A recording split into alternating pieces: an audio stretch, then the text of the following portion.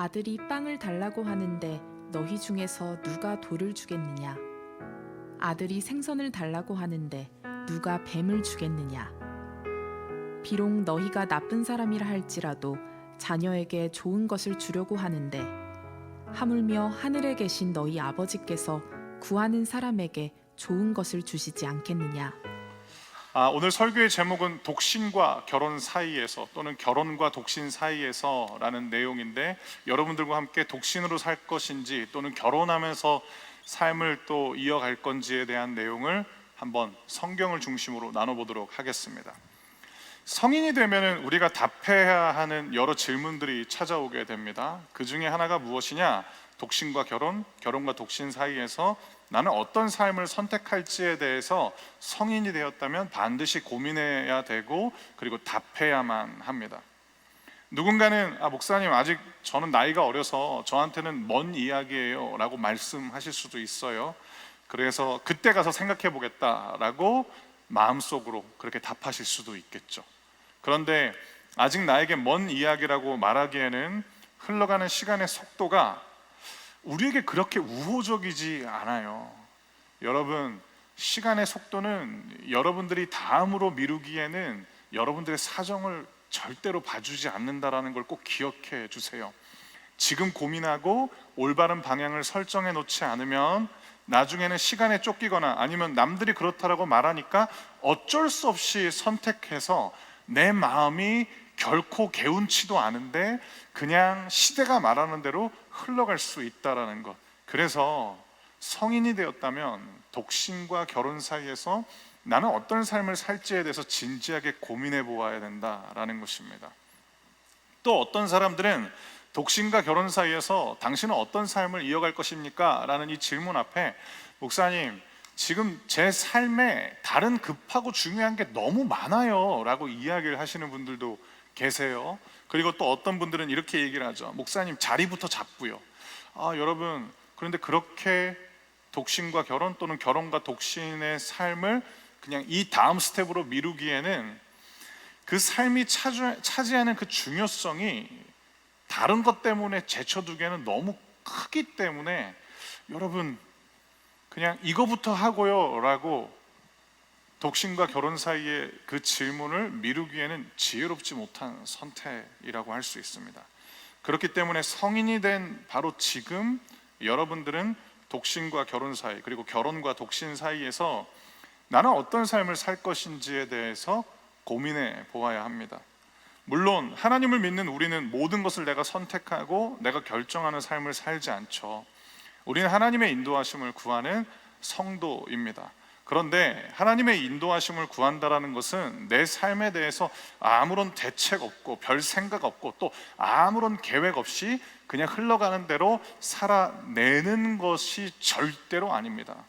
하나님의 인도하심을 구하는 삶은 하나님의 말씀을 통해서 확인하고 배우는 여정인 것이고, 동시에 하나님의 도우심을 구하는 기도와 함께 나에게 날마다 주어지는 오늘들을 기민하게 살피는 삶이 바로 하나님의 인도하심을 구하는 삶인 것입니다. 사랑하는 성도 여러분, 이 한 편의 설교로 여러분의 인생에서 너무나도 중요한 독신과 결혼 또는 결혼과 독신 사이에서 고민과 선택을 마치게 해드리는 것은 불가능할 거예요. 그런데 적어도 하나님의 말씀은 결혼과 독신 사이에서 우리에게 어떤 기준을 제시하는지는 오늘 설교를 통해서 여러분들이 확인하게 되실 수 있을 겁니다. 그 이후부터는 여러분의 기도에 응답하시는 하나님의 그 도우심, 그리고 그분은 당신께 기도하는 성도를 언제나 가장 좋은 길로 인도하시는 분이라는 것을 신뢰하면서 저는 여러분을 섬기는 목사로서 여러분들에게 가장 좋은 삶이 펼쳐지도록 저는 기도하도록 하겠습니다. 결혼과 독신에 대한 성경적인 가르침을 배우기 전에 먼저 우리가 살아가고 있는 대한민국 사회에서 독신과 결혼에 대해서 어떤 인식을 여러분들에게 심어주는지에 대해서 좀 생각해 보려고 합니다. 인정할 수밖에 없는 것은 우리 사회는 결혼에 대해서 그리 밝은 목소리를 내지 않습니다. 제가 작년에 모 대학교에서 소그룹 체프를 인도했는데, 석 달 동안 저는 20살 젊은이들 6명을 만났어요. 그래서 그 소그룹 채플의 주제 중에 하나가 결혼에 대한 건데, 제가 여기서 결혼하고 싶은 사람이 있냐 그랬는데 6명 중에 단 한 명도 결혼할 생각이 없다라고 이야기를 했어요. 그러면서 왜 그렇게 생각하냐라고 물어보니까 결혼에 대해서 좋게 이야기하는 걸 들어본 적이 없다라고 이야기를 하더라고요. 왜 그랬을까? 오늘날 미디어가 그런 얘기를 하는 거죠. 결혼뿐만 아니라 독신을 선택하는 삶에 대해서도 오늘날 미디어가 우리들에게 자유롭고 주도적인 인생으로 소개할 때도 있지만, 독신을 선택한 그 사람들이 겪는 외로움과 또 노후에 대한 고민도 적나라하게 보여주기 때문에 두 가지 중에 뭘 선택해야 될지 청년들에게는 그다지 시원치 않습니다. 선택은 각자의 몫이다라고 이야기를 해요. 그저 자신이 원하는 삶을 영위하면 된다라고 하지만, 사실 우리 사회가 말하는 독신과 결혼에 대한 고민의 주된 내용은 무엇이냐? 돈이에요. 돈이랑 다 관련돼 있어요. 돈 때문에 결혼을 미루는 사람들도 적지 않고, 돈 때문에 어떤 사람은 결혼을 앞당기기도 하고, 돈 때문에 독신을 선택하는 경우가 점점 더 많아지고 있고, 이거는 그냥 상식처럼 우리에게 받아들여지고 있는 것입니다. 또한 우리 사회는 이미 오래전부터 경제적인 능력, 그리고 외모, 학력, 사회적 지위, 삶의 여러 환경이나 조건으로 서로를 계급화시켜 왔습니다. 여러분 동의 못 하시겠어요? 누군가는 이것이 똑부러지는 안목이라고 말하기까지 해요. 심지어 높은 계급에 속한 사람들은 어떤 사람인지 알아볼 수 있는 조건에 대해서 나열하는 것도 주저하지 않아요. 자신이 천박한 이야기를 하고 있다는 생각을 하지 않는 거죠. 사람을 차별하는 것이 나의 미래를 위해서 지혜로운 생각의 과정이다라고 말하는 것을 부끄러워하지 않게 된 겁니다. 특히 결혼 정보 회사를 운영하고 있는 유튜버들의 확신에 가득 찬 이른바 이게 현실이다라는 그런 말들, 결혼 정년기에 있는 젊은이들에게는 진리처럼 작용하고 있습니다. 이런 모습을 바라보면서 누군가는 우리 사회에 대해서 이렇게 진단해요. 대한민국은 여전히 신분주의 사회이다. 우리는 여기서 한 가지 질문을 해 보아야 합니다. 사랑하는 여러분, 사실 이 일은 꽤나 오래전부터 시작되어 왔습니다. 이미 오래전부터 우리 사회는 독신으로 살 것인가 결혼할 것인가의 주된 기준을 돈으로 삼았습니다. 그런 우리 사회는 과연 건강해지고 행복해지고 있는지에 대한 이 질문, 여기에 우리가 답하기 전에 또 다른 질문을 가지고 여러분들에게 여쭤봅니다. 사랑하는 청년 여러분, 독신과 결혼 사이에서 나는 어떤 삶을 살아야 할지 고민하는 이 주제가 여러분들에게는 기대와 설렘으로 다가오십니까? 아니면 듣기 싫은 이야기 또는 여러분들의 마음을 무겁게 하는 삶의 또 하나의 짐처럼 다가오십니까? 대부분의 사람들에게 결혼이라는 주제가 기대와 설렘으로 다가오지 않을 수 있어요. 왜 그럴까? 서로에 대한 사랑과 신뢰라는 가치를 비현실적으로 터부시하고 돈을 기준으로 삼아 상대방을 그저 내가 원하는 삶을 이뤄줄 수 있느냐 없느냐로 바라보며 선택하는 이 결혼관의 실체가 뭐냐면 자기만을 위한 삶의 방식이기 때문입니다. 자기만을 위한 삶의 방식을 추구하면 어떻게 되느냐? 진짜 신기해요. 내 영혼이 추구하는 것과 정반대 나만 남게 돼요. 우리는 보통 행복한 나를 원합니다. 온전한 나를 원해요. 파괴된 자아를 추구하는 사람이 어디 있겠습니까? 진정한 관계를 원합니다. 그런데 나만을 위한 삶, 자기 자신만을 위한 삶을 살다 보면 우리에겐 뭐가 남느냐? 진정한 관계를 잃어버린 고립된 나가 남는 것이고, 외로운 내 자신이 남게 되고 불완전한 나만 남게 됩니다. 왜냐?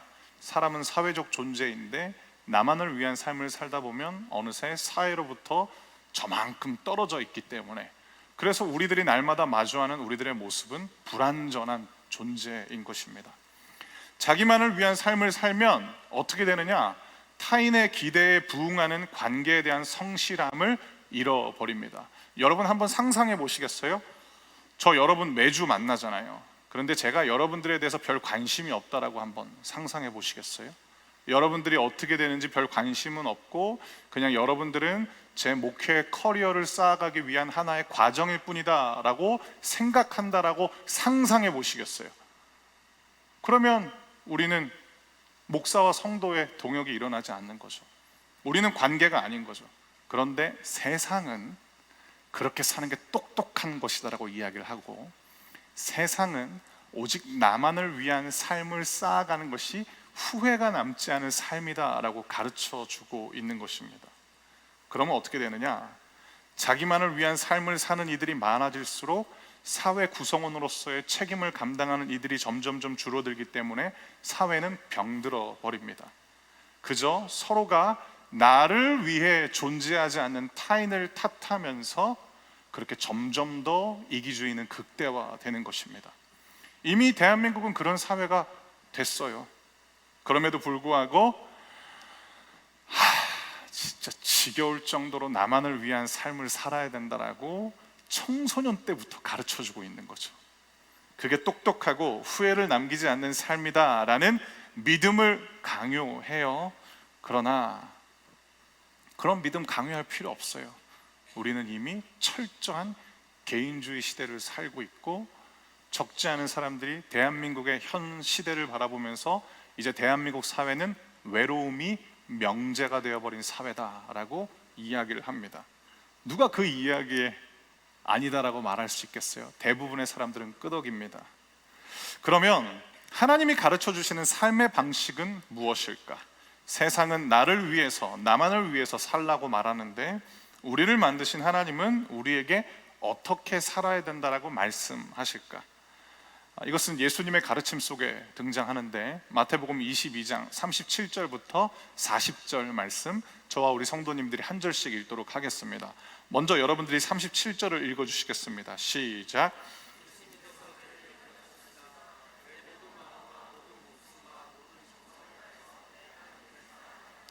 이것이 가장 중요하고 우선되는 계명이다. 39절.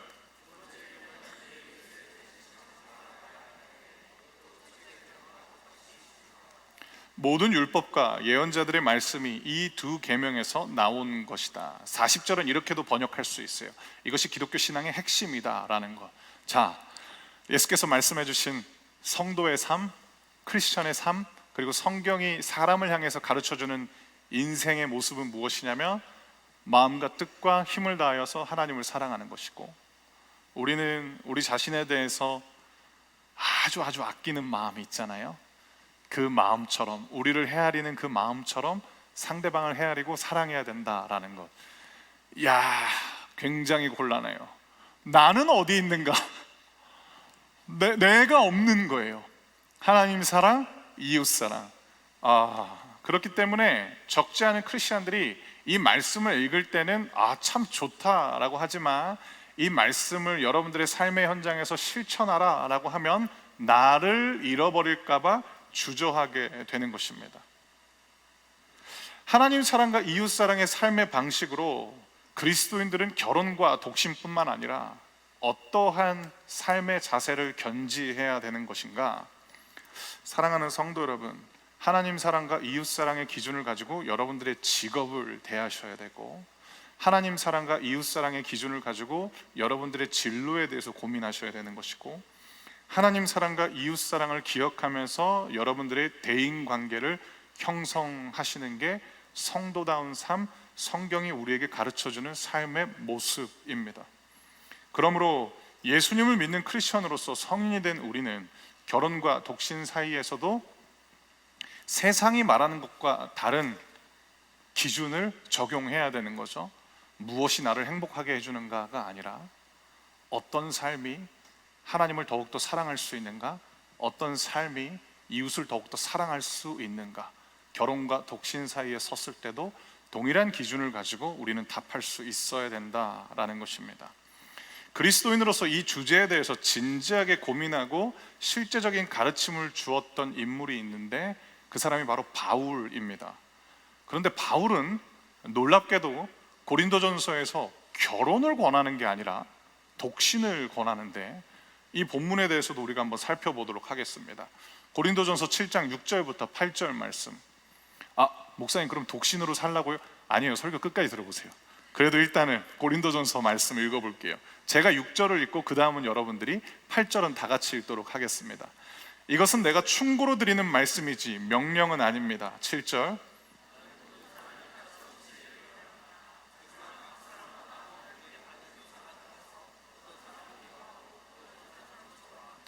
결혼하지 않은 사람들과 과부들에게 말합니다. 여러분들도 나처럼 결혼하지 않고 지내는 것이 여러분에게 좋습니다. 아멘. 아니, 창세기에서는 생육하고 번성하라 그래놓고 바울 이거 크리스찬 맞아? 막 이렇게 되게 갈등을 갖게 하는 내용인 거죠. 바울이 그걸 의식했나? 이거는 명령이 아닙니다 라고 이야기를 하는 거예요. 권하는 겁니다. 그런데 제법 세게 권하는 거죠. 그냥 나처럼 독신으로 사십시오 라고. 청년부 수련회 때 바울 강사로 섭외하면 굉장히 어려워질 것 같아요. 사랑하는 성도 여러분, 바울이 결혼이 아닌 독신을 권하는 이유는요, 경제적인 안정, 자유로운 삶을 추구하기 때문이 절대로 아니고요, 또한 출산과 육아에 대한 수고로움 때문에 그냥 나처럼 독신으로 사십시오라고 말하는 것도 아닙니다. 그가 고린도 교회 성도들에게 독신을 권했던 이유는 나뉘지 않는 마음, 그러니까 온 마음으로 나 자신을 하나님께 드리기 위해서, 여러분들도 괜찮다면, 나랑 동일한 부르심을 가진 사람이라면, 하나님께로부터 나와 동일한 은사를 가진 사람들이라면 나처럼 독신으로 삽시다. 그래서 온 마음을 하나님께 드립시다 라고 권면하는 것입니다. 고린도전서 7장 35절 말씀 제가 읽을 테니까 여러분들은 자막을 통해서 확인해 주세요. 여러분 자신의 유익을 위해서 내가 이런 말을 하는 것이지 여러분을 속박하려고 그러는 것이 아닙니다. 나는 여러분이 나뉘지 않은 마음으로 자신을 주님께 드려 바르게 생활하기를 바랄 뿐입니다. 아멘. 나의 유익을 위해서 결혼하라는 것도 아니고, 나의 유익을 위해서 독신주의자가 되라는 것도 아니고, 온 마음을 하나님께 드리기 위해서 명령이 아니라 하나의 권면으로 받아주십시오 라고 고린도 교회 성도들한테 바울이 전하는 것입니다. 바울은 마음과 뜻과 힘을 다하여 하나님을 사랑하기 위해서 독신을 택했는데, 이것이 바로 바울이 보여주는 독신의 은사입니다. 가끔 셀 모임 하다가 이런 얘기 하시는 분들이 계세요. 나는 독신의 은사가 있는 것 같아. 제가 정리해 드릴게요. 99.9%는 독신의 은사가 없을 거예요. 독신의 은사는 뭐냐면요, 과거의 연애에 대한 실패 때문에 난 다시는 사람을 만나지 않아. 그거는 독신의 은사가 없는 거예요. 독신의 은사는 어떤 거냐면, 이성에 대한 호감 또는 이성에 대한 어떤 외로움, 이성과의 건강한 결혼 생활에 대한 그런 꿈, 소망, 그런 게 아예 없어요. 독신의 은사를 가진 사람을 제가 2명 만나봤거든요. 독신의 은사를 가진 사람은요, 커플들을 보면서 분노하지 않아요. 그리고 독신의 은사를 가진 사람은요, 왜 그런 얘기 있잖아요. 봄이 되면 벚꽃이 흩날리면 커플들을 시기하는 사람은 벚꽃 다 베어버리고 싶다면서요. 근데 독신의 은사를 가진 사람은 절대 그렇지 않아요. 그 사람은 뭐 때문에 독신의 삶을 영위하느냐? 하나님의 일을 하고 싶은 게 너무너무 많은 거예요. 그래서 그렇게 살아가는 거죠. 바울이 그러했습니다. 바울은 이런 독신의 은사를 일반화시키지 않는다라는 것, 그래서 독신의 은사를 가진 이들을 부름받은 사람으로 표현합니다. 또 하나, 여러분 독신으로 사는 게 더 훌륭한 크리스찬이에요? 아니면 결혼해서 사는 크리스찬들이 더 훌륭한 크리스찬이에요? 아주 잘못된 질문입니다.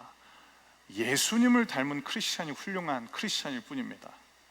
독신도 결혼도 부르심 중에 하나일 뿐입니다. 창세기에 생육하고 번성하라는 명령이 기록되어 있기 때문에 독신을 권하는 바울의 이런 가르침은 낯설게 느껴지는 거죠. 어떤 성경학자들은 당시 고린도 교회뿐만 아니라 초기 교회가 로마 정부로부터 박해를 받고 있었기 때문에, 그리고 또 하나 예수께서 내가 속히 올 것이다 라는 그 말씀을 기억했기 때문에 바울이 독신을 말한 게 아닌가라고 해석하기도 해요. 그런데 그 의도에 대해서 아는 것 못지않게 더 중요한 게 있습니다. 그건 무엇이냐? 나뉘지 않는 마음으로, 온 마음으로 하나님을 사랑하기 위한 몸부림을 우리가 주목해야 된다라는 것입니다. 바울은 그 삶을 위해서 독신을 선택했던 것입니다. 결혼도 마찬가지입니다. 사랑하는 성도 여러분, 그리스도인의 결혼관은 결혼을 통해 나뉘지 않는 마음으로 자신을 주님께 드려 바르게 생활하는 것을 꿈꾸는 것이 그리스도인의 결혼관입니다. 독신의 은사는 없는데 결혼은 하지 않고 계속해서 연애만 한다면 결혼한 것보다 훨씬 더 나눠진 마음, 분산된 마음으로 살아갈 것입니다. 이처럼 바울은 예수님께서 가르쳐 주신 그리스도인의 삶의 방식에 입각해서 결혼과 독신 사이에 있는 우리에게 마음과 뜻과 힘을 다하여 하나님을 사랑하며 살 것을 권하고 있는 것입니다. 뿐만 아니라 결혼과 독신뿐만 아니라 바울은 우리가 무언가를 선택할 때 가져야 될 명확한 두 가지 기준을 제시하는데, 하나는 하나님의 영광, 다른 하나는 다른 사람의 유익, 즉 이웃 사랑이라는 것입니다. 이번에는 고린도전서 10장 23절부터 33절 말씀인데 저와 우리 성도님들이 한 절씩 읽도록 하겠습니다. 제가 먼저 23절을 읽을게요. 모든 것이 허용되었다고 여러분은 말하지만 모든 것이 다 유익한 것은 아닙니다. 또 모든 것이 허용되었다고들 그러지만 모든 것이 다 덕을 세우는 것은 아닙니다.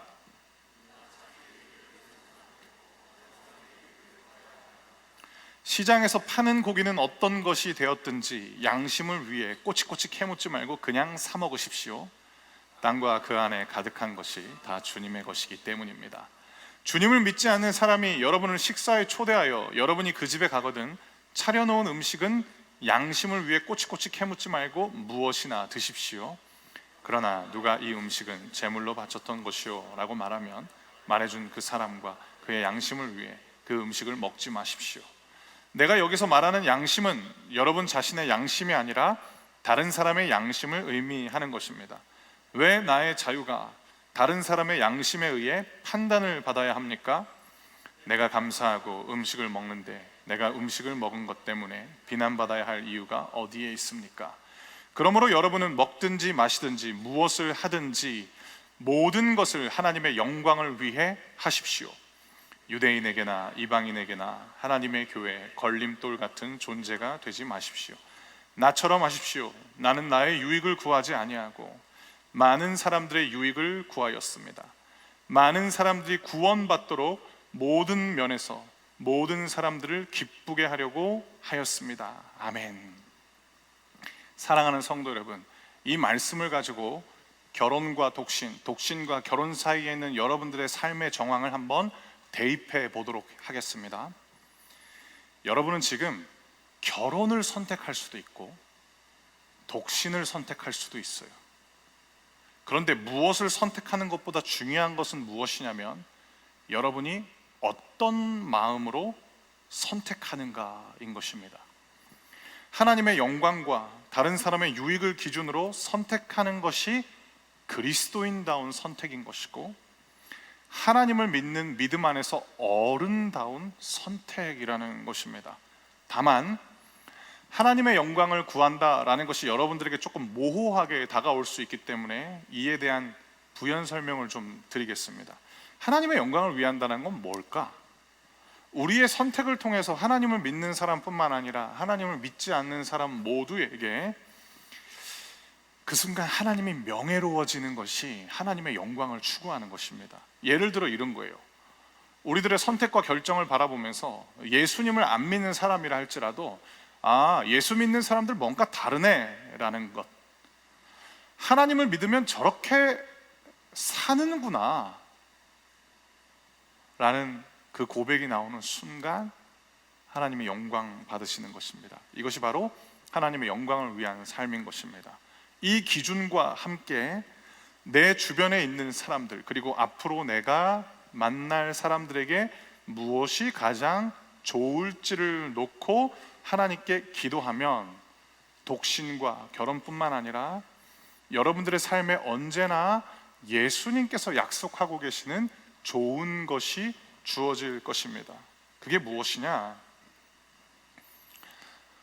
하나님이 주시는 거예요. 하나님이 여러분들에게 주시는 것은 다 좋은 것이고, 그뿐만 아니라 여러분들이 하나님께 기도하고 있다면 하나님은 여러분들에게 좋은 것을 주시겠다라고 약속하셨어요. 마태복음 7장 9절부터 11절 말씀인데, 이 본문은 좀 짧거든요. 다 함께 한 목소리로 읽도록 하겠습니다. 여러분들에게 약속된 미래이기도 해요. 시작. 아들이 빵을 달라고 하는데 너희 중에서 누가 돌을 주겠느냐? 아들이 생선을 달라고 하는데 누가 뱀을 주겠느냐? 비록 너희가 나쁜 사람이라 할지라도 자녀에게 좋은 것을 주려고 하는데 하물며 하늘에 계신 너희 아버지께서 구하는 사람에게 좋은 것을 주시지 않겠느냐? 아멘. 사랑하는 성도 여러분, 신앙생활 하면서 제가 배우고 깨닫는 점이 있는데, 그것은 무엇이냐면 하나님께 드린 기도가 나의 삶을 인도해 나가는구나 라는 것을 요즘도 배우고 있습니다.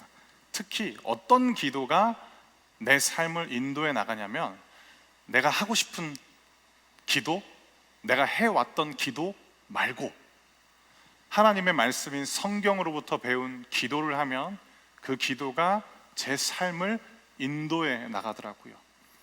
중간중간에 그 기도가 인도해 나가는 제 삶의 목적지가 있는데, 그 목적지가 무엇이냐면 하나님께서 주시는 좋은 것이더라고요. 오늘 그 이야기를 여러분들과 나누고 설교를 마치도록 하겠습니다. 저는 결혼한 지 12년 됐고요.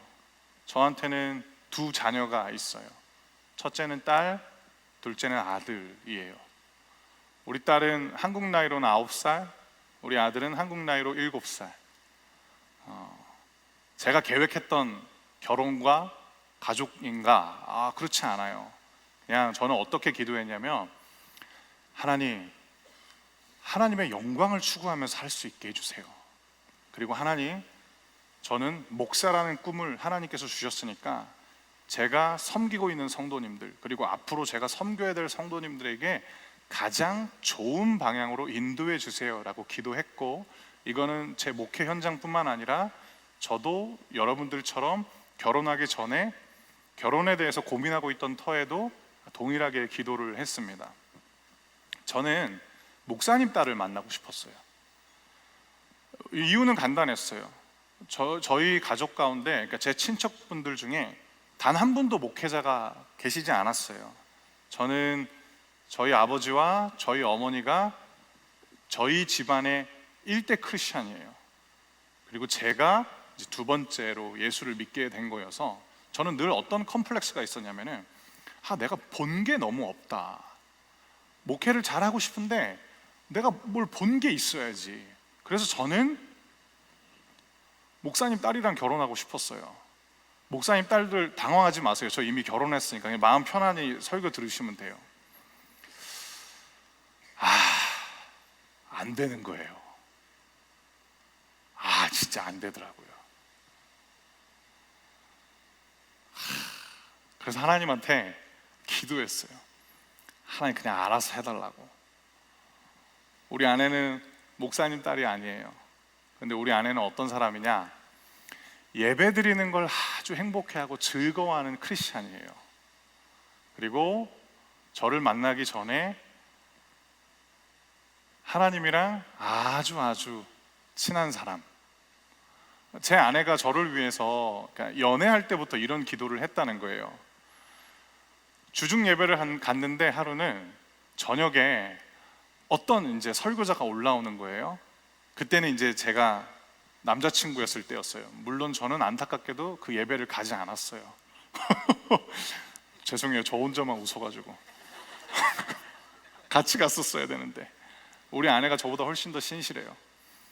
근데 아내가 어떤 목회자가 올라올 때는 막 설레고 기대감이 있었대요. 아, 저분 되게 은혜스러운 목사님이신데 오길 너무 잘했다. 왜냐하면 직장 생활 하고 있으니까 되게 피곤했었던 거예요. 근데 어떤 분이 올라오면 조마조마했대요. 아, 저분 또 실수하면 어쩌지? 그리고 또 하나의 마음, 아, 나 오늘 힘들게 왔는데 저분이네. 그래서 되게 회개했다는 거예요. 그러면서 저한테 이런 얘기를 해주더라고요.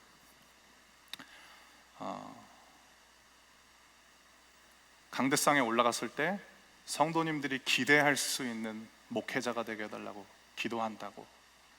지금까지 우리는 데이트는 2년 반 했고 결혼 생활은 12년 했으니까 14년 반 동안 우리 아내는 제가 강대상에 올라갔을 때 성도님들에게 기대감을 줄 수 있는 목회자가 되게 해달라고 계속 기도하고 있더라고요.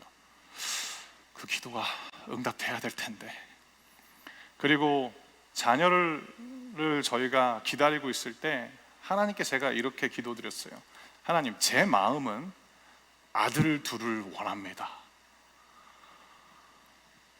완전 그냥 하드코어로 트레이닝 시키려고 그랬어요. 아들 둘 태어나면. 그래서 한 명은 구약에 대해서 아주 그냥 능통하게 만들고 한 명은 신약에 대해서 아주 그냥 능통하게 만들어서 한국교회에 내가 기여해야겠다라는, 내가 막 아쉬웠던 것들 얘네는 하지 못하도록. 근데 웬걸 딸이 태어난 거예요. 기도밖에 할 게 없는 거예요. 그리고 둘째는 아들이 태어났어요. 지금 저는 얘네들을 어떻게 바라보느냐,